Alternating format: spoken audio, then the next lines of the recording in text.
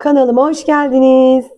Bugün sizlerle malzemelerimizi hazırladık. Tahinli, susamlı kurabiye yapacağız. Buyurun yapımına başlayalım. 1 su bardağı tahinimizi yoğurma kabımızın içine alıyoruz. 1 bardak susamımızı döküyoruz. 1 çay bardağı. 1 su bardağı 1 parmak eksik sıvı yağımızı içine döküyoruz. Ardından karıştırıyoruz güzelce.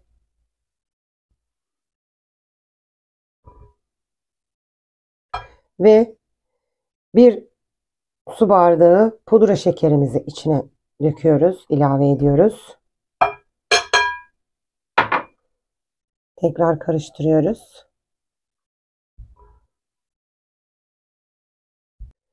Birer paket kabartma tozu ve vanilyamızı döküyoruz. Ve 3,5 su bardağı unumuzu içine ele yapışmayan bir hamur elde edeceğiz. Unumuzun bir kısmını da dökelim. Karıştıralım. Unu kontrollü dökersek hamurumuz daha iyi olur diye düşünüyorum. Çünkü sürekli yaptığım için bazen tutmuyor. Un kalitesi özür dilerim. Unu kontrollü dökelim. Bu arada kanalıma abone değilseniz abone olmanızı rica ediyorum.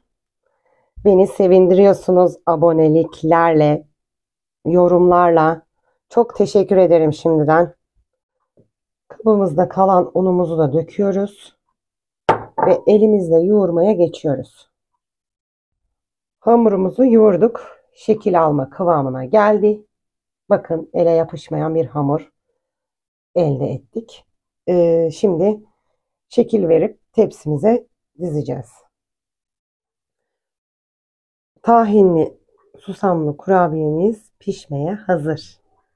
180 derece fırında kontrollü bir şekilde pişiriyoruz. Evet, tahinli susamlı kurabiyemiz hazır. Deneyecek olanlara afiyet olsun. O kadar güzel oldu ki lezzeti gerçekten denemenizi tavsiye ederim. Kanalıma abone değilseniz abone olmanızı rica ediyorum. İzlediğiniz için çok teşekkür ederim.